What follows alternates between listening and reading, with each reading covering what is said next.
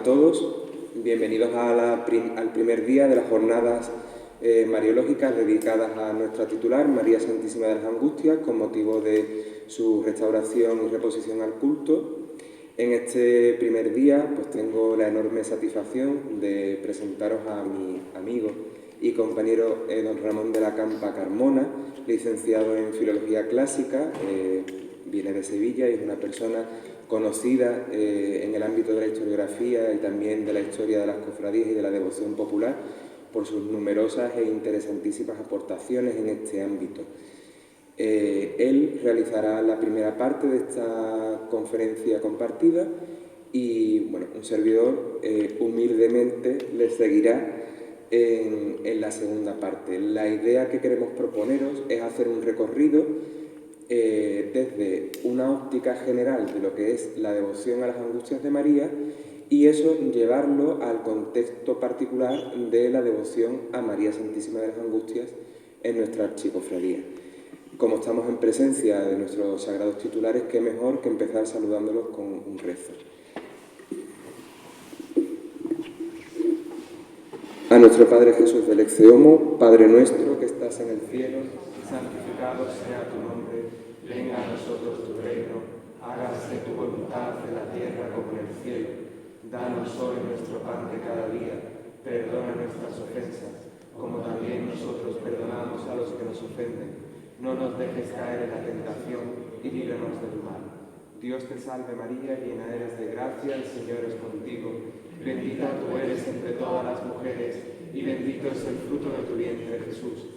Santa María, Madre de Dios, ruega por nosotros pecadores, ahora y en la hora de nuestra muerte. Amén. Gloria al Padre, al Hijo y al Espíritu Santo, como en el principio, ahora y siempre, por los siglos de los siglos. Amén.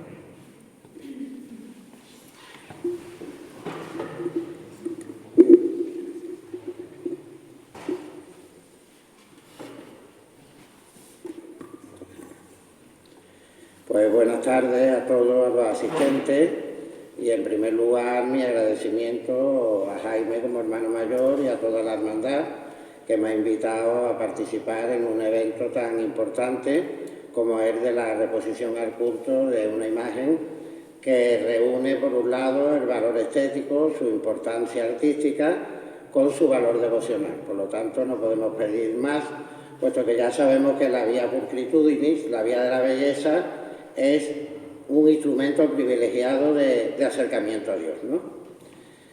Bueno, pues como él ha dicho, pues nos vamos a centrar hoy en las angustias de María. Yo he querido mi parte titularla Las angustias y dolores de María, historia, devoción y culto. Y vamos a ver cómo surge esta consideración dentro de la primitiva Iglesia, de la consideración de María Dolorosa, de la angustia de María, cómo va cristalizando en una devoción y cómo pasa por último a la liturgia. La liturgia, digamos que ya cuando una devoción pasa a la liturgia es su consagración total y ya tiene el total asentimiento y beneplácito por parte de la jerarquía eclesiástica. Porque siempre en la Iglesia hay como dos líneas, ¿no? Está la línea carismática, es decir, la línea que es el pueblo de Dios y los personajes más importantes, dinamizadores, que nosotros llamamos los santos, que van ideando y van avanzando, y luego la línea jerárquica, que es la que da orden, la que consagra. Una vez que ya una cosa se ve que tiene un fruto considerable, pues se consagra. Pues en el campo de la devoción, el pasar a la liturgia, pues el último punto, la última parte, y ella hará lo definitivo, ¿no? En primer lugar, el considerar las angustias y los dolores de la Virgen, lo primero que tenemos que decir que es un título soteriológico de la Santísima Virgen, es decir, un título que nos habla de la historia de salvación, cómo la Virgen está inserta por propia voluntad divina dentro de la historia de salvación y está vinculado a los misterios vividos a lo largo de su vida. Las angustias y dolores de la Virgen, aunque tienen su punto culminante en el Calvario, pero comienzan desde el primer momento, porque una vez que pasa la Anunciación, ¿cuál es la primera angustia, el primer dolor de la Virgen? Que no tiene donde dar a luz, ¿no? Y tiene que dar a luz en un establo al Rey de Reyes y al Señor de Señores y al Dios del universo, ¿no? En un segundo lugar, después de la presentación en el templo, pues tiene que corriendo irse y huir a Egipto, ¿no? O sea que vamos viendo cómo a lo largo de su vida se van sucediendo una serie de penalidades, de sufrimientos, de dolores, de angustias, que es la que van acrisolando su corazón y van demostrando y probando su fidelidad a lo largo de su vida. Nos centramos en lo que es las angustias. Si nosotros consideramos psicológicamente que lo que es la angustia, como sabemos, es una emoción compleja que conlleva serias repercusiones psíquicas y orgánicas en el sujeto. En cuanto lo provoca, es sinónimo de dolor y sufrimiento. Pero cuando hablamos de angustia, como que hablamos de una mayor intensidad, es una aflicción, una congoja, una ansiedad. Por lo tanto, aunque dolores y angustias son sinónimos, digamos que yo creo que el término angustia expresa más verdaderamente esos misterios que vivió la Virgen a lo largo de su vida, aún muchas veces sin comprenderlo, como nos dice el Evangelio, y María conservaba todas estas cosas guardándolas en su corazón. Ella no comprendía, pero en su fidelidad, como le pasó a Abraham, ¿no? Cuando le pide el Señor, que le había dicho que iba a ser padre de un gran pueblo, que sacrificara a su hijo. Después sabemos que lo salvará y lo sustituirá por un carnero, igual que Cristo muere en la cruz pero resucita, ¿no? ¿Cuál es el telón de fondo que tenemos que tener siempre? Pues la consideración de María como nueva Eva. Así como el pecado entró en el mundo por la pareja de nuestros primeros padres, el pecado original, ¿no? Por Adán y Eva, pues Dios, porque quiso así voluntariamente en su plan divino, ideó lo que se llama en teología el principio de recirculación o principio del desquite. Así como entró por una pareja el pecado en el mundo, por la desobediencia de una pareja, quiere que por la obediencia de una nueva pareja, un nuevo Adán, que es Cristo, y una nueva Eva, que es María, pues entre otra vez ese canal, ese conducto, que es la gracia que se había taponado, pues vuelve otra vez la recirculación. Entonces, como nos dice el apóstol San Pablo en la carta a los romanos, así como la falta de uno solo causó la condenación de todos, también el acto de justicia de uno solo producirá para todos los hombres la justificación que conduce a la vida. Y siempre, junto a Cristo, tenemos a María. Y si Cristo es el siervo de Yahvé que aparece en el libro del profeta Isaías, ¿cómo se proclama, cómo se autoproclama María cuando el ángel le pide el sí? He aquí la sierva de Yahvé, la esclava del Señor, hágase en mí según tu palabra, ¿no? En el capítulo 1 de San Lucas.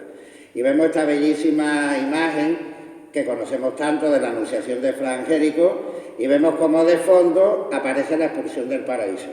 Porque esa expulsión del paraíso de nuestros primeros padres, pues se cancelará por la obediencia de la pareja de la nueva creación, del nuevo Adán Cristo y de la nueva Eva, frente a la desobediencia de uno, la obediencia de los otros. Y el punto de inicio de todo este recorrido que vamos a hacer está en la presentación en el templo. Nos dice el capítulo 2 del Evangelio de San Lucas. Simeón, después de bendecirlo, dijo a María, la madre: este niño será causa de caída y de elevación para muchos en Israel. Será signo de contradicción, y a ti misma una espada te atravesará el corazón. Así se manifestarán claramente los pensamientos íntimos de muchos. Y efectivamente, como vemos en la ilustración, después justamente de este episodio, pues viene la huida a Egipto, ¿no? Y empiezan ya esa cadena de dolores y de penalidades que irá en ascensión hasta llegar al Monte Calvario, ¿no? Y por eso representamos siempre a María, o bien con una espada que le traspasa el corazón, esa espada de, como dice la Escritura, de la palabra de Dios, que es una espada de doble filo, que prueba el corazón de la Virgen y que se transforman también posteriormente en la devoción en 7 espadas o 7 puñales, como vemos ahora mismo en el pecho de María Santísima de las Angustias. Todo surge, ¿cómo surge la consideración de María dolorosa, de María de las Angustias, de María en sus dolores? Pues surge efectivamente en la consideración del Calvario, ¿no? Lo tenemos en el Evangelio de San Juan. Sabéis que San Juan cita muy pocas veces a María, pero cuando la cita son ocasiones fundamentales y solemnísimas. Y además la llama mujer. En el Evangelio la llama 2 veces mujer y en el libro del Apocalipsis la llama una. En la boda de Caná dice mujer a ti y a mí que nos va en ello. No es un desprecio de ninguna manera que haga Cristo a su madre, sino que en ese momento María está funcionando como nueva Eva, como socia corredentora. Y como Eva sedujo a Adán para que comiera del fruto que no debía comer, María seduce a Cristo para la salvación de la humanidad. Entonces lo induce a que haga el primer signo o milagro, que como sabéis es de la boda de Caná, ¿no? Y cuando llega el momento de la hora, porque sabéis que Cristo le dice, mujer, todavía no ha llegado mi hora. Su hora definitiva, en la concesión tan maravillosa teológica del Evangelio de San Juan, llega en el momento del Calvario. El momento del Calvario es el momento culminante y de exaltación y de glorificación de Cristo, según la mentalidad de San Juan. Porque ya le había dicho a Nicodemo, ¿no? Cuando sea elevado sobre todo, atraeré a todos hacia mí. Entonces, en ese momento, Cristo entrega a su socia corredentora, que es María, la entrega como madre de la nueva humanidad. Y los dolores del parto que María no sufrió en su parto, digamos, físico y natural de Cristo, sin embargo, los sufre al pie de la cruz.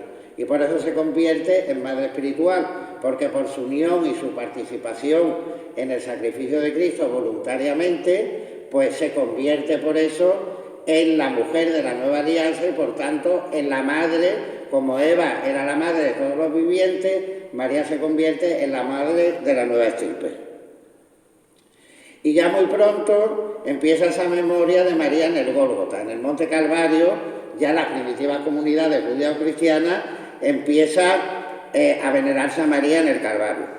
¿Y por qué sabemos nosotros esto? Pues lo sabemos por una razón histórica y arqueológica. Adriano, el emperador Adriano, nuestro casi paisano, ¿no?, en el 135 hizo construir un pequeño templo de Venus sobre la roca del Calvario que duró unos 180 años, ¿no?, hasta que llegó Santa Elena. Aquí vemos un pedazo de Timea Merion, que era la muralla que rodeaba el templete. ¿Y qué nos dice esto? Pues que él vio que se veneraba en el Monte Calvario a una madre que lloraba por su hijo muerto. Entonces él, en su mentalidad sincretista de romano de la época, él se acuerda del llanto de Venus por la muerte de Adonis. Por lo tanto, ya nos está indicando que en ese momento él percibió que en ese lugar se veneraba a Cristo crucificado y muerto, y se veneraba también a su madre, porque por eso la identifica con Venus, ¿no? Identifica a la Virgen con Venus y a Adonis con Cristo. Luego ya, a partir del siglo IV, cuando la Iglesia ya sale de las catacumbas, pues hay abundantes testimonios de época patrística, ¿no? Tenemos de San Ambrosio de Milán, en Occidente, o de San Paulino de Nola, que son del siglo IV los dos, San Agustín de Hipona, ya entre el siglo IV y el siglo V, y en Oriente, por ejemplo, uno de los poetas más excelsos de la liturgia oriental, que es San Efrén el Sirio, ¿no? Y hay este pasaje que a mí siempre me ha gustado mucho, que es de San Efrén precisamente, que dice: «Oh Gabriel, ¿dónde está ahora el ave encantador con que tú, mensajero, me saludaste? ¿Dónde están las alegrías que me prometiste de ser bendita entre las mujeres? Ay, Simeón, mira, ahí está la espada que atraviesa mi corazón». Es lo que se llaman los trenos o lamentaciones de la Virgen al pie de la cruz. Esto se va desarrollando en la Edad Media. En Bizancio hay otro poeta de la liturgia oriental muy importante, que es Romano el Meloda, del siglo VI, y surge un icono que nosotros lo conocemos mucho porque es también muy venerado en Occidente, porque su original vino de Chipre a Roma, que es la Virgen del Perpetuo Socorro, ¿no? ¿Por qué? ¿Qué tiene que ver esto? Pues que ese, digamos, participación de María en la Pasión de Cristo lo representan por medio de este icono. Porque si os fijáis, es un icono de la Leusa, de la Madre de la Ternura, que está cogiendo al niño, y el niño se asusta porque a los lados los ángeles Miguel y Gabriel le enseñan los atributos de la pasión, y tanto se asusta el pequeñuelo que, como veis, se le está cayendo la sandalia del pie, ¿no? Entonces es una representación como María no fue solo madre biológica de Cristo, sino que ella decidió participar voluntariamente en la obra de Cristo y era consciente, por decirlo de alguna manera, de lo que se le venía encima, ¿no? Otra escena también que muy pronto se desarrolla, porque tiene además una hondura psicológica muy importante, es el encuentro de Jesús en la calle de la amargura, lo que llamamos la Vía Dolorosa, ¿no? Hay una capilla en la actual Vía Dolorosa que conmemora esto, que es la capilla de Nuestra Señora del Espasmo, que es del siglo XII, y la regentan ahora los armenios católicos, ¿no? Que es la imagen que tenemos aquí.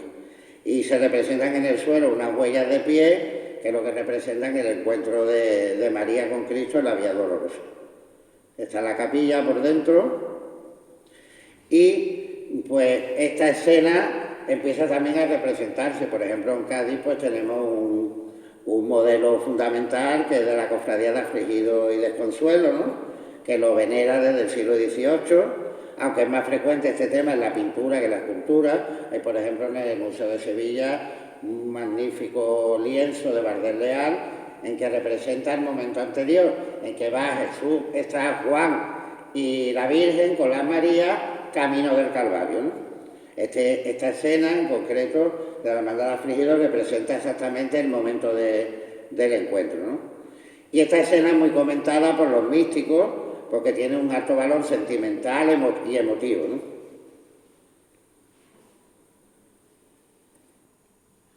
Otra escena también, que también se va desarrollando, es la que nosotros conocemos como Sacra Conversación, que es el momento, ese momento que he dicho anterior al encuentro de Jesús y de María. Juan va a avisar a la Virgen, entonces la conduce a la calle de la Amargura al encuentro del Señor. Entonces tenemos en la Basílica del Santo Sepulcro, en el Calvario tenemos a la Virgen al pie de la cruz, como veremos después, y entonces la escena previa, pues cuando la Virgen va al encuentro de Cristo con San Juan, que vosotros pues lo representáis en vuestro paso de palio, y aquí tenemos la bellísima imagen de San Juan que la acompaña. Aquí lo que estaba diciendo, tenemos en el Monte Calvario, como veis, una hornacina con la Virgen Dolorosa, al lado del Calvario. Este altar es de los católicos, mientras que el altar propiamente del Calvario es de los bizantinos. Y cuando llega, digamos, a su pleno desarrollo esta devoción, es en un movimiento que se llama la devoción moderna, que es un movimiento que surge en el siglo XII y que se consagra ya en el XIV, y que se gesta al calor de la literatura ascético-mística de la zona de Renania. Hoy nosotros pues tenemos la consideración de que Centro Europa y el norte de Europa pues están muy desacralizados y están muy descristianizados. Sin embargo, esto no tiene nada que ver con la Edad Media. En la Edad Media, en Occidente, todo surge allí. La devoción eucarística surge allí con la fiesta del Corpus. La devoción a la humanidad de Cristo y de María surge también con la devoción moderna en Centro Europa. Primero entre los místicos y después los franciscanos y los dominicos los van llevando al resto de la población. Aunque después ya de la Contrarreforma Católica basculará el eje desde centro-norte de Europa al sur de Europa, ¿no? A Italia y a España fundamentalmente, ¿no? Que es donde además se ha mantenido y se ha conservado toda esa religiosidad popular de una manera más significada, ¿no? Entonces, ¿qué consiste este movimiento? Es la consideración de la humanidad de Cristo centrándose fundamentalmente en la pasión. Todos recordamos, por ejemplo, a San Francisco rememorando el nacimiento de Cristo en Grecho, ¿no? Como, digamos, el primer Belén viviente de la historia, o venerando al Cristo de San Damiano, que, como sabéis, le habló y le dijo: Francisco, repara mi iglesia, ¿no? Entonces, junto al varón de Dolores, se empieza a considerar también a María como reina de los mártires. Y digamos, si tenemos que escoger un texto emblemático, es el del Stabat Mater, que tendréis ocasión de escuchar una magnífica representación de él, que es el Stabat Mater de Pergolesi, ¿no? Es quizás uno de los himnos cristianos que han sido más musicalizados a lo largo de la historia de la Iglesia Católica.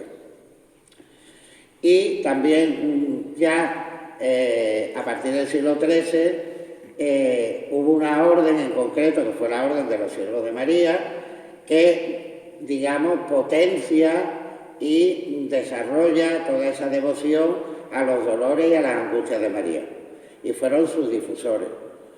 Ellos fundan la Compañía del Hábito, que pasó a denominarse posteriormente Cofradía de los Siete Dolores de la Bienaventurada Virgen María en 1645, y en 1692 la eligen como titular y patrona de la orden.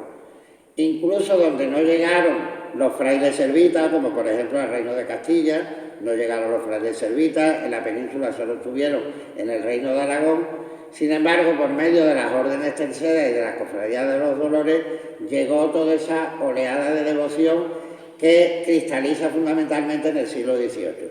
El siglo XVIII es la edad de oro de la devoción a los dolores de María y a la consideración de María como dolorosa, ¿no?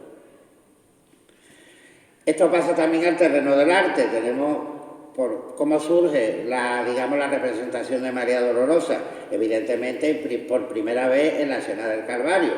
Después, cuando empiezan a hacerse ciclos narrativos de la Pasión, va apareciendo en otras escenas, fundamentalmente, como hemos dicho, en la cuarta escena del Via Crucis, que es el encuentro de Jesús de María en la calle Dolorosa, y después veremos en la Virgen de la Piedad, que es el descendimiento, y en el llanto en el sepulcro, ¿no? Y esto se difunde en España fundamentalmente por influjo de Flandes y sobre todo a través de la Casa de Austria y de los Cartujos. La Casa de Austria influyó fundamentalmente en la devoción a la Virgen de los Dolores, puesto que procedían de la zona de Flandes, pues la introdujeron y la difundieron por toda la península. Y tenemos ya esa variedad iconográfica a partir del siglo XIII, en que ya María Dolorosa pasa a ser una imagen sola, ¿no? Ya a considerarse no solo como, formando una escena, sino ya como una imagen propiamente de devoción aislada. Y entonces pues la tenemos genuflexa, la tenemos sedente, la tenemos de pie, con las manos juntas, como por ejemplo vemos a la Virgen de Nuestra Virgen de las Angustias, con las manos oferentes, como la famosa Virgen de los Dolores de Salsillo, de la cofradía del Nazareno. La vemos contemplando los atributos de la Pasión, como esta Virgen sedente de la Soledad de Granada.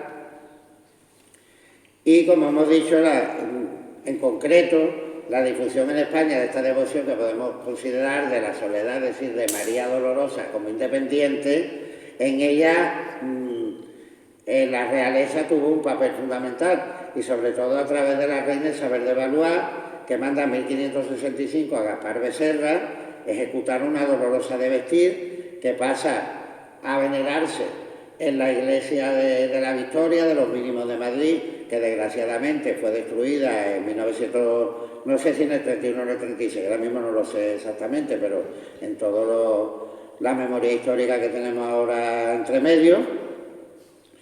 Y se fundó una hermandad de Nuestra Señora de la Soledad y de las Angustias en ese convento de los Mínimos, ¿no? En 1567. Y estas imágenes pasan a presidir el duelo de las procesiones oficiales del Santo Entierro, que son como un contrapunto luctuoso de la procesión del Corpus.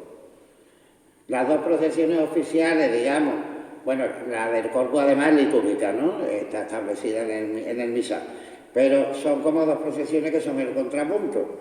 La procesión de Pasión, que es la del Santo Entierro, la que participan fundamentalmente los ayuntamientos y todos los estamentos de la ciudad, y la gloriosa, que es el Corpus, porque el Corpus en verdad dentro de la liturgia de la Iglesia es la celebración definitiva del triunfo de Cristo y su presencia permanente en medio del pueblo.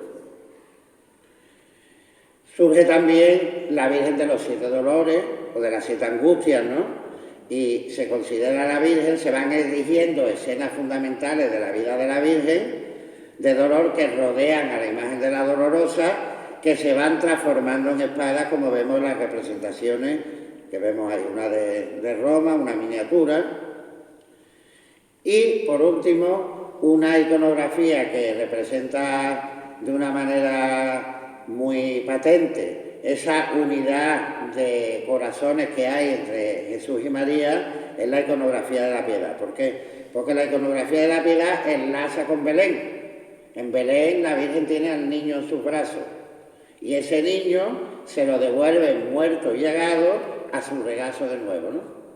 Entonces es una escena que, digamos, resume toda la presencia de María en el ciclo de pasión. Esta escena de la Piedad surge en Centro Europa, como estamos diciendo, así como al principio del cristianismo todo viene de Oriente, en la Edad Media todo viene de Centro Europa y se difunde desde Alemania a partir de los siglos XIII y XIV. En España ya las hay en el XIV, en Francia e Italia en el XV y en el XVI ya un modelo iconográfico clásico, vemos la famosa Piedad de Miguel Ángel. Entonces llegamos ya a la consideración de los dolores o angustias de María, ¿no?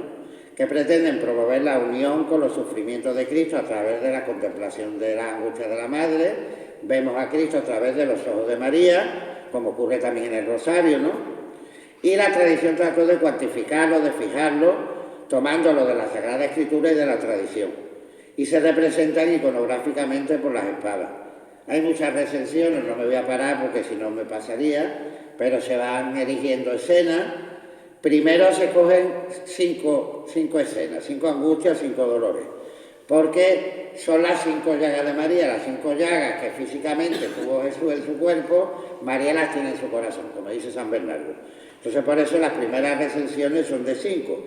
En primer lugar son en torno a la pasión y después también pasan ya a considerarse los dolores de la primera etapa del ciclo de la infancia, ¿no? Como son la profecía de Simeón o la pérdida en el templo, ¿no? Aquí vemos una representación que vemos que está la Virgen con 5 espadas en vez de 7, que es lo que estamos más acostumbrados. Y entonces llegamos ya definitivamente al número de 7, que aparece en definitiva en el siglo XIII, en el Virgo Templus Trinitatis, que además enlaza con las horas canónicas, que son también 7. Entonces, a cada una de las horas canónicas del breviario se le asigna un dolor de la Virgen. Después tenemos ya, en el número de 7, pues tenemos la recensión de unas recensiones solo en la Pasión, y tenemos ya, incluyendo también escenas del ciclo de la infancia, hasta que llegamos a la definitiva, la que nosotros hemos recibido, que es la profecía del anciano Simeón, que primitivamente era la circuncisión, pero al final se cambió por la profecía del anciano Simeón, la huida a Egipto, Jesús perdido en el templo, el encuentro de María y Jesús en la calle de la amargura, la crucifixión y muerte de Jesús, descendimiento de piedad y la sepultura y soledad. Y por último, pues pasa ya a la liturgia. Entonces tenemos la conmemoración litúrgica de los dolores de Nuestra Señora. Se debe remontar al siglo XIV, con Alemania como foco principal, como estamos diciendo. Fue colocada al principio en diversas fechas, tanto del tiempo de Pasión como del tiempo de Pascua, y recibió distintos nombres. Angustias es uno de los títulos más antiguos que recibe la fiesta: compasión, conmiseración, desmayo, lamentación de María, llanto de María, martirio del corazón de María, pasmo, piedad, 7 dolores, transfisión, traspaso y muchos nombres más. La primera vez que tenemos un documento escrito que la certifica es el Concilio Provincial de Colonia en 1423, o sea, estamos en el primer tercio del siglo XV, por un decreto de este Concilio Provincial, que os fijáis que la cifra en el tiempo pascual, no lo que estamos nosotros acostumbrados a celebrarla en el tiempo de Pasión, ¿no? Tenemos también la fiesta del Viernes de Dolores, que es más antigua que la fiesta del 15 de septiembre, que en Francia se popularizó en el siglo XVII. Clemente X la concedió a España en el último tercio del XVII. El Imperio Alemán la adoptó en 1674. En 1714 Clemente XI la concede a los siervos de María, y Benedicto XIII, que era dominico, a petición de los servitas, la concede definitivamente a toda la Iglesia en 1727. Y ya tenemos consolidada para el Viernes de Dolores una fiesta a los dolores y angustias de la Virgen, ya en el campo litúrgico.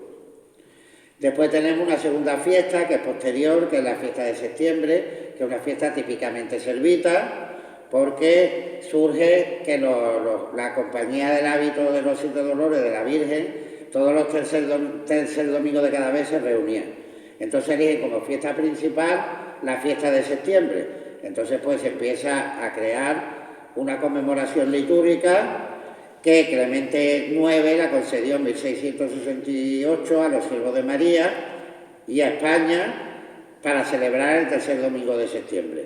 Pío VII en 1814 la extiende a toda la Iglesia y Pío X la fijó el 15 de septiembre, como se celebra en la actualidad.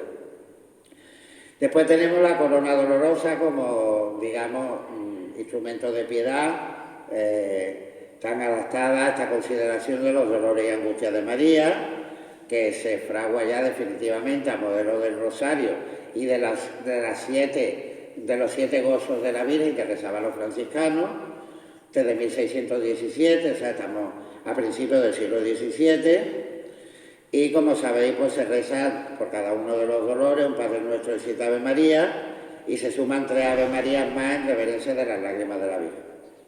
Tenemos el Vía Matriz Dolorosa, que es como el Vía Crucis, pero centrado en los 7 dolores de María. Sus estaciones son los 7 dolores, evidentemente, y es una práctica que se originó en España en el siglo XVIII. Y tenemos la desolada, que es la desolada, pues una costumbre que había en muchos sitios de velar acompañando a la Santísima Virgen en su soledad desde el atardecer del Viernes Santo, que se consideraba la sepultura de Cristo, a la mañana de resurrección. Y se practicaba en común o comunitariamente, en común o individualmente. Tenemos los misterios dolorosos del Rosario también, que conocemos perfectamente, que está relacionado con la devoción a los dolores y a la angustia de la Virgen. Tenemos a María también presente en el Vía Crucis, sobre todo en la 4ª estación y en las estaciones 11 a la 14, sobre todo la 13, que es el momento de la piedad, ¿no?, que ya nos hemos referido a él. Y por último tenemos la tradición, que está un poco oscurecida, se ha perdido mucho, que se denomina el reloj de la pasión, que a cada hora de la madrugada del Viernes Santo al atardecer del Viernes Santo se va considerando los distintos episodios de la pasión.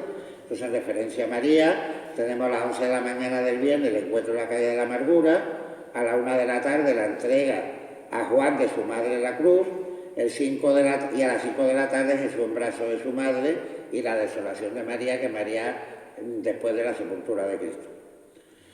Bueno, pues espero que esta visión ha sido un poquito ligera, pero haya, digamos, servido para contextualizar la importancia que tanto devocional y antropológicamente como teológicamente tiene la devoción a las angustias y a los dolores de María. Porque a diferencia de otras ocasiones en que vemos a María elevada en un pedestal, ¿no?, en la Inmaculada, en la Asunción, la vemos gloriosa, sin embargo, en María Dolorosa estamos viendo a uno de nosotros y nos podemos identificar con ella, porque igual que sus dolores y sus angustias ayudaron a la salvación del mundo, si nosotros nuestros dolores, nuestras penalidades los sumamos a los de Cristo, también servimos para poner lo que dice San Pablo, poner lo que falta a la pasión de Cristo. No porque el sacrificio de Cristo sea imperfecto, evidentemente. O sea, objetivamente la salvación está consumada con el sacrificio de Cristo. Pero subjetivamente nosotros tenemos que sumarnos, puesto que por el bautismo somos hijos en el Hijo y estamos incorporados a Cristo, tenemos también que asumir dentro de nuestra vida cristiana esas penalidades, esos dolores, que muchas veces son por culpa nuestra, otras veces son por culpa de otro y por el misterio de iniquidad que nos engulle a todos, pero siempre desde una perspectiva de que esos dolores y esas penalidades que estamos sufriendo no se van a asumir en el absurdo ni en el vacío, sino que van a servir para que nosotros nos vayamos identificando con Cristo a través del ejemplo de María y podamos participar definitivamente de la gloria del cielo cuando llegue el momento que Dios nos tenga preparado. Muchas gracias.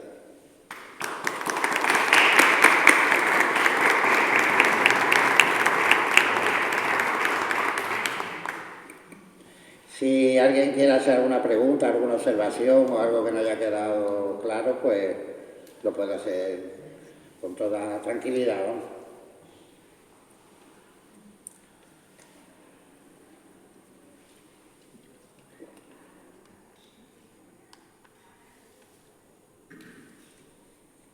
¿Se anima nadie? ¿Alguien se anima? Yo tengo muy claro la de la Virgen del Perpetuo Socorro. Pues la Virgen del Perpetuo Socorro es, digamos, como un anticipo de la pasión, porque San Miguel, en la Virgen del Perpetuo Socorro, que es una Virgen que se llama de la ternura, porque está María abrazando a Cristo, representa, digamos, esa comunidad de intenciones tan perfectas que hay entre la madre y el hijo, porque no podía haber mejor madre y no podía haber mejor hijo. Entonces la participación también de María en ese misterio, que el misterio de Cristo no llega en un momento, porque llega un momento que dice que lo vamos a matar y lo matamos, sino que desde el nacimiento va asumiendo una serie de penalidades que desembocan y llegan a su punto culminante en el Calvario. Entonces, ¿cómo representan esto los iconógrafos orientales? Por eso están San Miguel y San Rafael al lado, San Miguel y San Gabriel, perdón, al lado de la Virgen y el Niño, y le están mostrando al niño los atributos de la pasión: la cruz, los clavos, los azotes. Entonces el niño, cuando ve eso, pues como que se refugia en los brazos de su madre, y por eso vemos que hasta tiene ese detalle tan, digamos, tan simpático, que se le está cayendo la sandalia. Es decir, que Cristo tenía muy claro para lo que venía al mundo, y lo va desvelando a lo largo de su vida, ¿no? Y va tomando conciencia progresivamente, va aumentando hasta que llega el momento culminante de que da hasta la última gota de su sangre por nosotros. Entonces la Virgen era consciente, aunque muchas veces no lo comprendiera perfectamente, porque no lo dice el propio Evangelio, ¿no? Pero dice, conservaba todas esas cosas en su corazón. Es decir, que ella asentía, como hemos dicho, como Abraham, que dice, pero bueno, ¿cómo voy a ser padre de un gran pueblo si tengo un hijo nada más? Me dice que lo sacrifique en el Monte Moria. Después sabemos que la cosa fue diferente, ¿no? Pero o sea, esa fe ciega y esa fidelidad ciega que María, como se había autoproclamado de sierva de Yahvé, no hace que no sea María solamente una madre biológica, un instrumento biológico, sino que ella va colaborando y participando a lo largo de toda su vida en toda la trayectoria que va teniendo Cristo. Y era consciente de que, como digo yo popularmente, de lo que se venía encima, que no iba a estar en un palacio rodeado de criadas. Y nosotros hoy la vemos porque la hemos elevado, porque está gloriosa ya, y la vemos con corona, con manto bordado, con saya bordada, evidentemente, ¿no? Pero eso no tiene nada que ver con su vida mortal, ¿no? Eso ya porque nosotros la vemos transfigurada después de su asunción al cielo en cuerpo y alma. Y por lo tanto ya sabemos que su dolor ha tenido efecto ya. Entonces todo eso, la rodeamos de toda esa gloria porque le estamos agradeciendo ese dolor que ella participó voluntariamente, porque ella no tenía pecado, era inmaculada, ella no tenía por qué haber padecido penalidades. Sin embargo, ella la asume voluntariamente porque se suma a la misión de su hijo.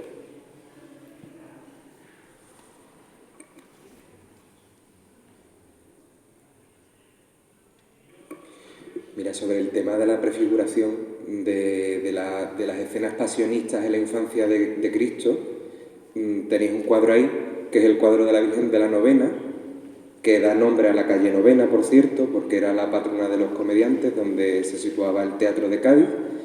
Y ese cuadro lo puedes leer como la Virgen acunando al niño o una prefiguración de la Virgen amortajando a Cristo en el sepulcro. Entonces, ese doble lenguaje iconográfico va a ser habitual en la iconografía mariana durante todo su desarrollo y historia.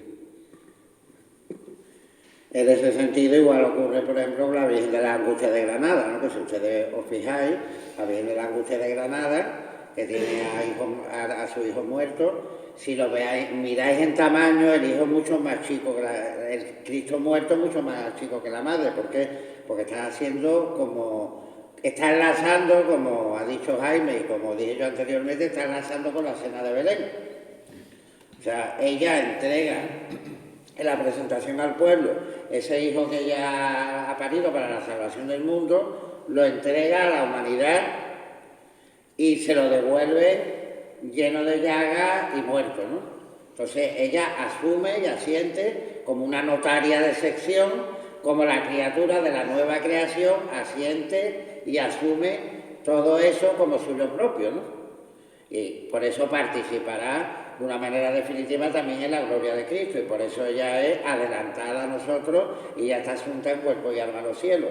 Todo lo que nosotros esperamos alcanzar cuando llegue la hora del juicio final, pues ya María lo tiene completado, porque ya está asunta en cuerpo y en alma, porque el hombre es una unión indivisible de cuerpo y alma. Por lo tanto, ella ya ha completado en sí misma y es como, digamos, nuestro modelo, nuestro faro. Por eso María también es estrella, ¿no? Y es guía de la Iglesia, porque ella ha completado ya en sí todo el ciclo de su propia pasión, ¿no? Nosotros pues lo completaremos primero cuando muramos y vamos al cielo, y después llegará el momento del juicio final con la resurrección de la carne, que la rezamos todos los domingos en el credo, ¿no? Bueno, pues si no hay otra pregunta, pasamos a la segunda parte.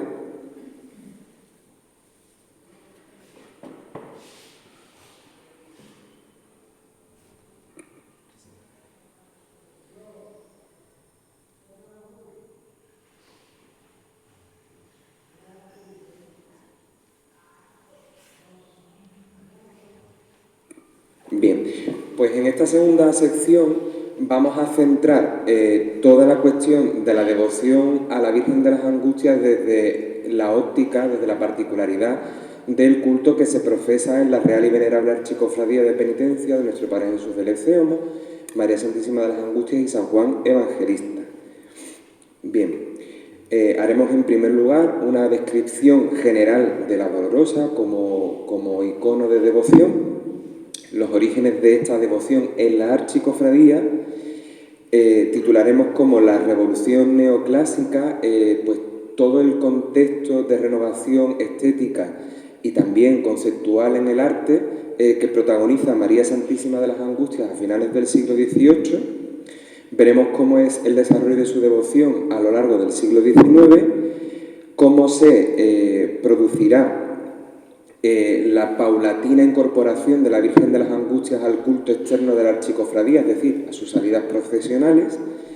Veremos en qué han consistido y en qué consisten los cultos a María Santísima de las Angustias, tanto desde el punto de vista textual, es decir, los textos que se emplean para suscitar la devoción a nuestra titular, como desde el punto de vista también litúrgico e incluso también performativo. Y en último lugar, pues haremos un breve repaso por el ajuar de la Virgen de las Angustias, que no deja de ser testimonio de esta devoción que la cofradía pues atesora y desarrolla a lo largo de su historia.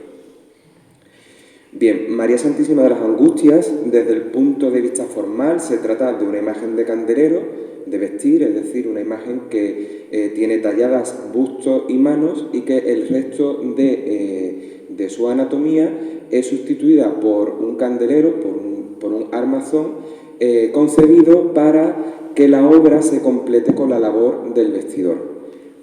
Iconográficamente representa a la Virgen Dolorosa, es decir, a María al pie de la cruz, aunque nuestra archicofradía rinde culto al momento de la presentación al pueblo de Jesús por parte de Poncio Pilato. María Santísima de las Angustias en sí misma supone un ítem iconográfico, es decir, María Dolorosa al pie de la cruz, que nosotros lo completamos con la presencia de San Juan Evangelista, haciendo de esta manera hincapié tanto en un doble sentido en la sacra conversación que el apóstol y la madre tuvieron durante toda la vía dolorosa hasta llegar al Calvario, como también en el momento que recoge el evangelista San Juan, en el que Cristo ofrece a María como madre de los creyentes.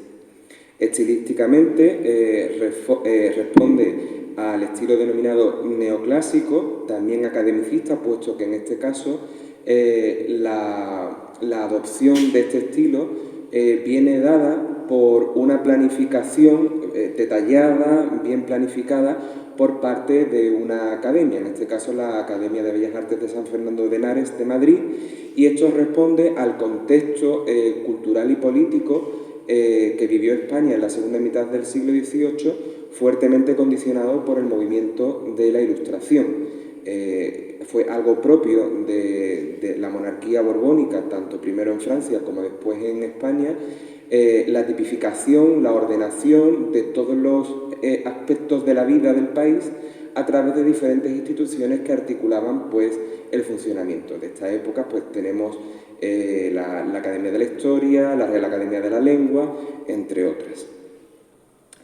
Como decimos, lo que es interesante y fundamental, que es la gran aportación de María Santísima de las Angustias en el contexto del estudio histórico-artístico, es que plasma una iconografía, plasma en principio un estilo ajeno a la devoción cristiana, como puede ser la estética grecolatina, a un contexto de devoción, de piedad popular. Esta influencia, además, se incardina en una concepción de la escultura previa que ya había en la ciudad. No olvidemos que durante todo el siglo XVII, pero sobre todo en el XVIII, en Cádiz se desarrolla una escuela propia de escultura, diferenciada de la sevillana y de la granadina, la escuela gaditano-genovesa, fruto precisamente de las relaciones comerciales y políticas y de todo tipo que Cádiz tenía con, en este caso, Génova y diferentes puntos de la península itálica. Por lo tanto, María Santísima de las Angustias supone un hito fundamental en la escultura y en la devoción en nuestra ciudad, puesto que sintetiza y renueva el estilo no solo artístico, sino de transmitir la devoción a María Dolorosa en nuestra ciudad. Como todos sabéis, su autor es José Fernández Herrero, nacido en Ubrique en 1748 y fallecido en Cádiz en 1826. Este autor fue sobrino de Fernández de Pomar, un retablista bastante afamado de esta zona, y como veremos a continuación, pues tuvo un papel muy importante en el desarrollo de la vida artística y cultural de la ciudad, puesto que fue docente en la Academia de Bellas Artes de nuestra ciudad. Bien, la devoción a la Virgen Dolorosa en general, de María Santísima de las Angustias en nuestra archicofradía, hunde sus raíces en el propio momento de la fundación. Sabemos que la primitiva denominación que recibía nuestra hermandad como Cofradía del Santísimo Cristo del Ecce Homo, que era una cofradía nacional, que es como se llama el tipo de cofradía que reúne o congrega personas de una procedencia concreta, en nuestro caso pues eran pardos, mulatos, esclavos y libertos que residían en Cádiz a causa, ¿no?, del importante comercio esclavista que tenía su residencia en nuestra ciudad como importante puerto de la corona española. Bien, pues ya sabemos por diferentes documentos que hemos podido conocer que nuestra hermandad daba culto a la Virgen en sus dolores con la vocación de soledad o angustias. Es interesante señalar que durante todo el siglo XVII, XVIII y prácticamente el XIX, estas advocaciones, aunque bien parten de fuentes devocionales diferentes, son básicamente vasos comunicantes, ¿no? O sea, la vocación a la soledad o a las angustias estaba íntimamente ligada a los de los dolores, y veremos como, no solo en el caso de nuestra cofradía, sino por ejemplo también la del Nazareno, que la vocación cambia sin ningún tipo de problema para sus devotos. La Virgen de los Dolores del Nazareno durante el siglo XVIII se titulaba de la Soledad. En un momento determinado se determina el cambio y sin más se produce. Sobre la historia y sobre todo la vida de nuestra cofradía en este periodo, pues conocemos desgraciadamente todo lo que aconteció precisamente por el pleito producido entre la familia Solís de la Vega y la cofradía entre 1668 y 1677. Este pleito básicamente terminó por desangrar económicamente a la cofradía y supuso su postración a finales del siglo XVII. ¿Qué pasaron con las imágenes que eran titulares de nuestra hermandad en el siglo XVII? Pues esto da lugar a una larga y profunda investigación, puesto que hasta el momento los diferentes autores que han tratado el tema se mueven en el ámbito de la conjetura. Una de las opciones más verosímiles es que, como la familia Solís estaba vinculada al beaterio del Hospital de Mujeres, la cofradía del prendimiento, que después estaría en las Descalzas, se fundaría a partir de los enseres confiscados a nuestra cofradía durante este pleito. Lo que sí sabemos es que a principios del siglo XVIII ya la cofradía aparece totalmente blanqueada, es decir, sin miembros, hermanos de pardos y mulatos, y ya en la conversión de San Pablo. La archicofradía sufre en el siglo XVII al XVIII un proceso similar al que sufrió la archicofradía del Rosario, la de la patrona en Santo Domingo, durante el siglo XVII. Básicamente, cuando una cofradía pues tenía especial proyección social y devocional, había un interés tácito por parte de las autoridades, tanto eclesiásticas como políticas de la ciudad, por coparlas, controlarlas y no generar un espacio de poder determinado para estas minorías, naturalmente fuera del discurso de prestigio de la ciudad. Por lo tanto, una vez que la cofradía está en San Pablo, no sabemos realmente si se dio culto o no a una imagen previa a la de María Santísima de las Angustias que todos conocemos de 1788. Es más, la historia de nuestra hermandad en estos prácticamente 50 años del siglo XVIII necesita de una profunda investigación, puesto que salvo algunos hitos, prácticamente desconocemos la mayor parte. Bien, titulo como La Revolución Neoclásica el proceso estilístico y conceptual que se llevó a cabo en la Iglesia de la Conversión de San Pablo en la década de los 80 y que llevó a la total renovación del edificio. La Iglesia de San Pablo, o del Señor San Pablo, como se titulaba en el 17, pues respondía a un edificio barroco de pequeñísimas dimensiones y que precisamente por la pujanza que estaban tomando tanto la Cofradía del Exceomo como la Hermandad del Sagrario de Toledo, acuerdan con el obispo José Escalzo ampliar la iglesia y reformarla al estilo que estaba llegando a la ciudad precisamente en esa época. Por eso, en 1783, conciertan con Torcuato Cayón la reforma de San Pablo y la costean. Este es el motivo, el que costearan la reforma de la Iglesia, que se llegara a un acuerdo con el Obispado de Cádiz para que los retablos de la Iglesia, en los que reciben culto cada uno de los titulares de cada una de las cofradías, fueran cedidos en usufructo a perpetuidad a cada una de las corporaciones. Bien, pues Torcuato Benjumeda continúa con la dirección de las obras tras fallecer Cayón, precisamente en 1783. En este contexto de diseño y de llegada del nuevo estilo aparece la figura de José Fernández Guerrero, que como podéis ver en la imagen ya aparecía en la calendaria del Ayuntamiento de Cádiz como docente, como profesor de escultura en la Academia de Bellas Artes de la ciudad desde 1777. Precisamente su amistad con Manuel Tolsá Sarrión, arquitecto y escultor, que pasa por Cádiz en 1791 para continuar su carrera en Nueva España, lo que hoy en día es México, se debe a que tengamos el magnífico retablo de nuestro Padre Jesús del Exceomo. A él le debemos el diseño y la cofradía, pues en aquel momento gobernada por la familia Giordano o Jordán, pudo costear uno de los mejores retablos marmóreos que tenemos en la ciudad y en Andalucía. En este contexto de influencia estilística podemos considerar a San Pablo como un verdadero laboratorio de prueba del nuevo estilo neoclásico o academicista.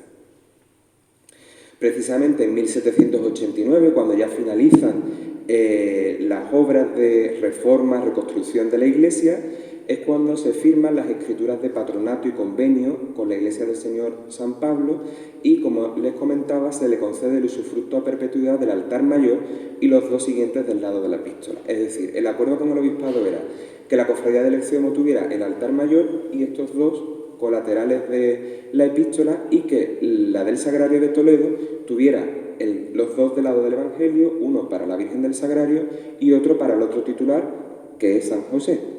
Lo interesante es que, como las dos cofradías fueron las que pagaron la reforma, se repartieron los privilegios eucarísticos. Sagrario de Toledo se atribuyó, se quedó el privilegio de la reserva y la Cofradía del Ecce-Homo se adjudicó la de la exposición mayor.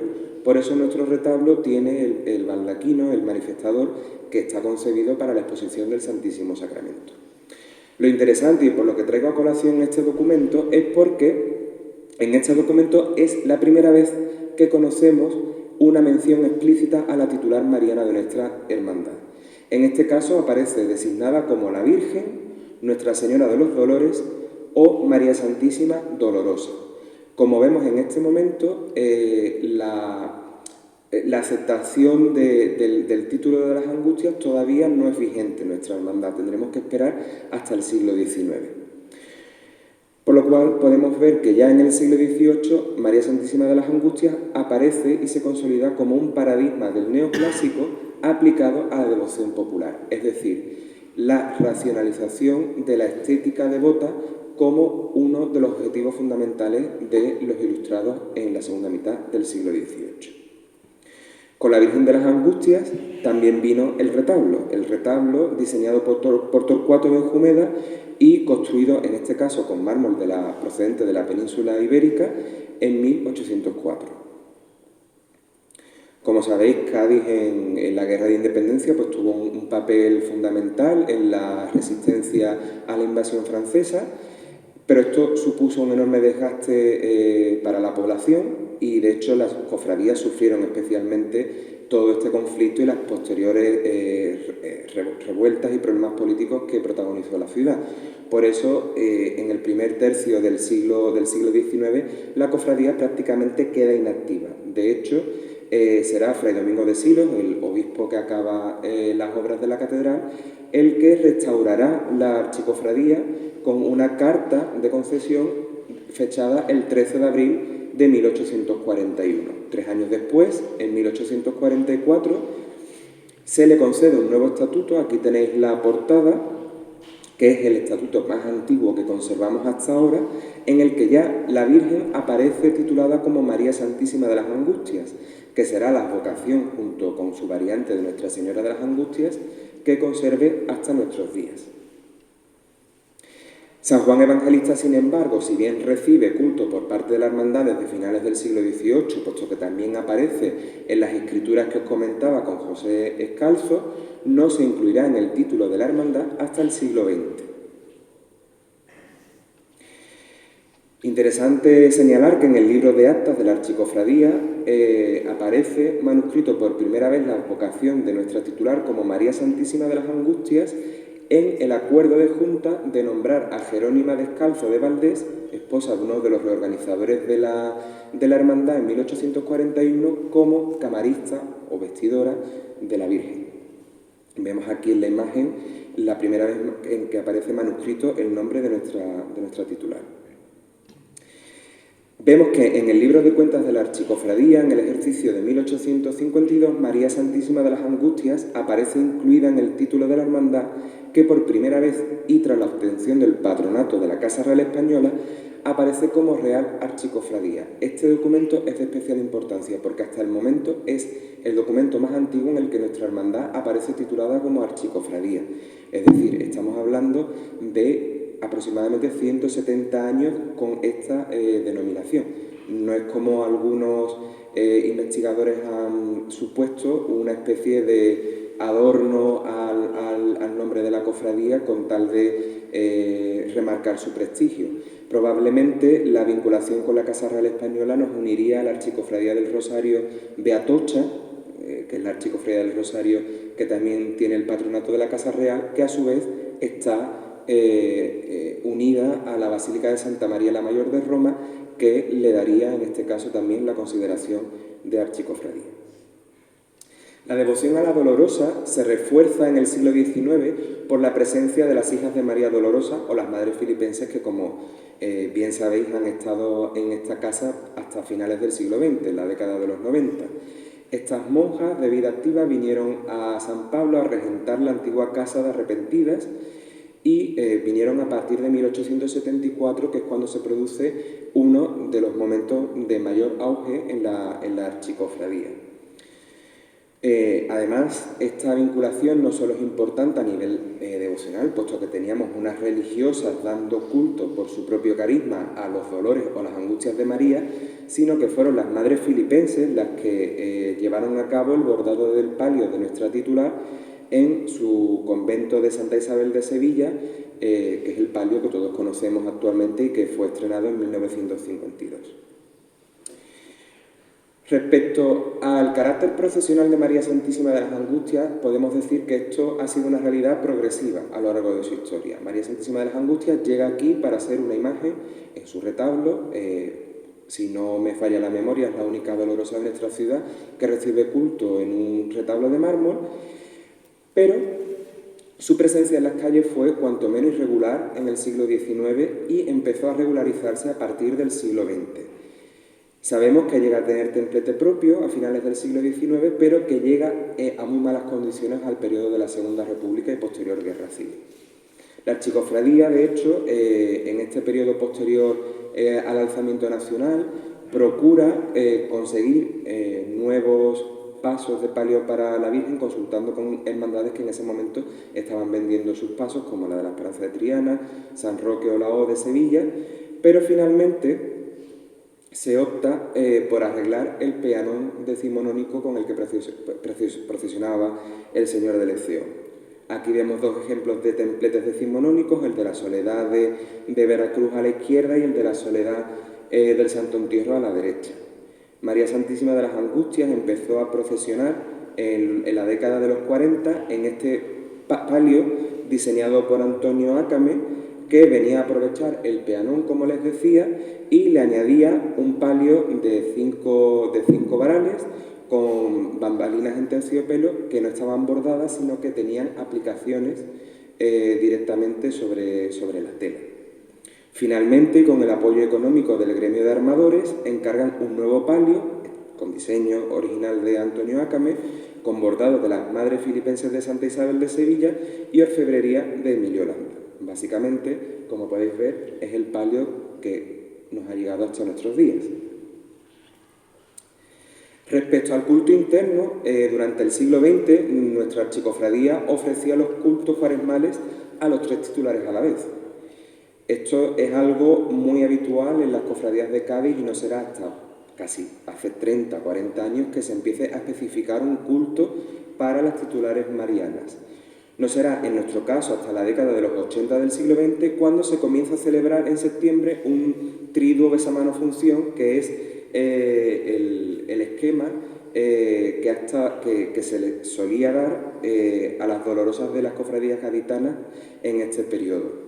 En los últimos años, hace aproximadamente 10-12 años, se ha separado el triduo de la función, es decir, el triduo ya tiene una función preparatoria a la función, y en ocasiones el triduo y el besamanos han presentado montajes diferenciados. Aquí tenemos un ejemplo en el que María Santísima de las Angustias pues, presidió el retablo del altar mayor de su archicofradía. Vemos diferente cartelería en la que María Santísima de las Angustias aparece incluida en el triduo que se dedica a los titulares, primero en Cuaresma y a partir de los años 40 ya en la proximidad de la festividad de la conversión de San Pablo en enero. Y aquí tenemos algunos ejemplos de los últimos carteles que se han venido diseñando para los cultos de Nuestra Señora, tanto de reglas como cultos extraordinarios. Respecto al devocionario, nuestra archicofradía tiene un patrimonio devocional bastante importante, puesto que a lo largo del tiempo se han ido recopilando diferentes ejercicios para venerar a Nuestra Señora en diferentes formatos. La Virgen tiene dedicado un triduo, un septenario, una novena invocada como salud de los enfermos, otra novena invocada como Reina de la Paz y además el rezo del Santo Rosario ilustrados con pasajes evangélicos y meditaciones. Pero sin duda, una de las muestras más patentes de la devoción a una dolorosa es el ajuar que se reúne gracias a la generosidad y a la devoción de los hermanos de la archicofradía. En el caso de nuestra titular, ha heredado un patrimonio considerable a lo largo de la historia, pero es a Jesús Abona, a nuestro mayordomo y vestidor de la Virgen, a quien le debemos la promoción y el enriquecimiento notabilísimo del patrimonio de nuestra titular. De hecho, actualmente María Santísima de las Angustias posee 4 coronas. Os las detallo: la de Osorio, que acaba de estrenar ayer en su veneración después de la reposición al culto, en metal dorado; la plateada también de Osorio, que saca a la calle el martes santo; una de Camarín de orfebrería de Castilleja de la Cuesta; y después la de Landa, que elaboró en los años 50 del siglo XX a imitación de la corona de Nuestra Señora de la Esperanza Macarena. Además posee 2 diademas, una diadema de principios del XIX y otra que podéis ver ahora mismo sobre las sienes de la Virgen, que también está estrenando como regalo por su reposición al culto, obra también de Joaquín Osorio. Además, la Virgen posee 6 sayas bordadas, 2 rojas, la azul, la blanca, una negra y otra morada, que fue donada por el grupo de compromisarios el año pasado; el manto de salida azul bordado en oro, manto de salida azul marino también, el manto de vistas azul que veis en la imagen. Además posee 23 ternos completos de camarín, además de varios mantos y sayas que se conjugan según la situación y circunstancias, diversos corazones, puñales, dagas, la media luna, que hace referencia iconográfica al pasaje del Apocalipsis, en el que María es presentada como la mujer vestida de sol, con la luna bajo los pies y coronada con 2 estrellas. Además de muchísimas joyas, medallas, camafeos, collares, etc. Gracias a esta restauración y reposición al culto de Nuestra Señora, hemos podido contemplar a María Santísima de las Angustias en todo su esplendor, hemos podido valorar su enormísima calidad artística, su inigualable belleza, y también podemos apreciar cómo el esfuerzo y el compromiso de los hermanos con el tiempo nos permite atesorar un patrimonio de un valor incalculable, no solo por su valor material, sino por todo el esfuerzo y la dedicación que va acompañada de la reunión de un ajuar como el que disfruta nuestra titular. Y hasta aquí mi exposición. Muchísimas gracias por vuestra atención.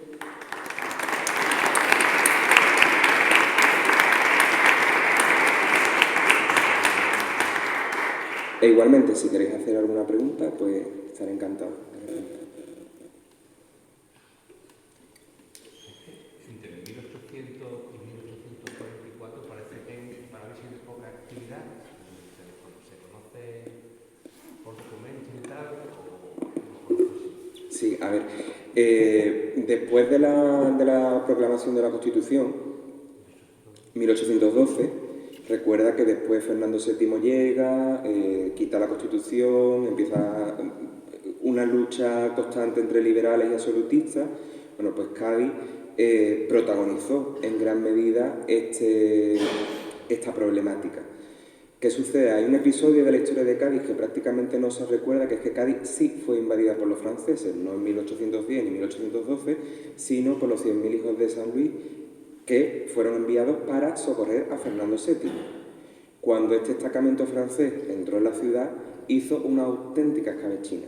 O sea, se ha llegado a calcular que aproximadamente el 60% de la población de Cádiz fue ejecutada por su apoyo a la Constitución liberal y, bueno, por su reticencia a la vuelta al absolutismo. Claro, esto a nivel demográfico evidentemente afectó a la ciudad, perdió más de la mitad de la población. Pero claro, esto también se reflejó en la vida de las cofradías y en la nuestra evidentemente también.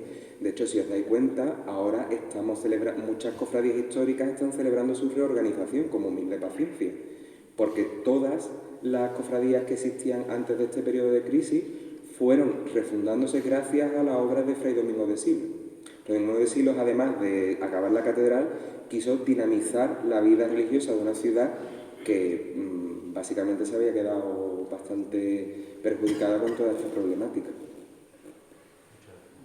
¿Sí? ¿Alguna pregunta más? ¿La fundación de la cofradía fue aquí en esta iglesia? No.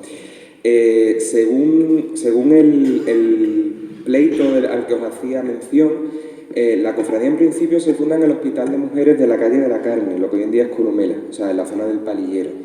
Y también tuvo presencia en el Beaterio de San Pedro. Pero claro, la pregunta es, ¿qué hubo antes? Porque en el pleito queda muy claro que la cofradía en 1667 ya tenía tiempo de existencia y además, viendo el inventario que se tiene que presentar a juicio para poder confiscarle los bienes, evidentemente la cofradía ya llevaba mínimo 10-15 años de andadura. No mucho más porque precisamente a ese pleito también asiste Jacinto de la Plata, que fue el fundador de la cofradía. Entonces, teniendo en cuenta todos estos factores, consideramos que probablemente la cofradía surgiera alrededor de 1655. ¿Y por qué digo yo esta fecha tan justa? Porque precisamente en ese año se produce un problema muy grande en la cofradía de los Morenos del Rosario de Santo Domingo, en el que, por medio de un cabildo amañado, se consigue quitar a la Junta de Gobierno de morenos, es decir, de negros. Y los negros, ante su indignación, lo que deciden es volver a la que había sido su sede fundacional o casi fundacional, lo que hoy en día es la parroquia del Rosario. Vale, con estos negros no solo iban negros, también iban pardos y mulatos. ¿Qué sucede? Vuelven al Rosario y no pueden fundar otra cofradía del Rosario porque por derechos dominicanos solo podía haber una cofradía del Rosario. Entonces fundan la de la Salud, Santa Ifigenia y San Benito de Palermo, que sigue teniendo el retablo en la parroquia del Rosario.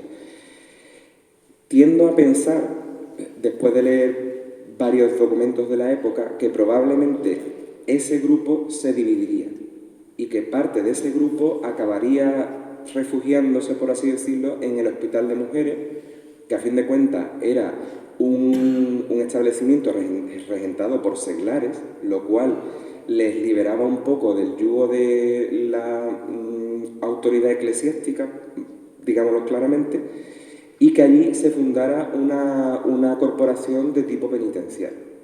Entonces, por eso creo que sin tirar muy atrás y viendo sobre todo los datos que se dan en el pleito, que probablemente nuestra cofradía se fundara alrededor de 1655, casi seguro. Eso sí, tenemos que seguir investigando, indagar en los archivos y encontrar pruebas documentales que refuten estas teorías, claro. Seguramente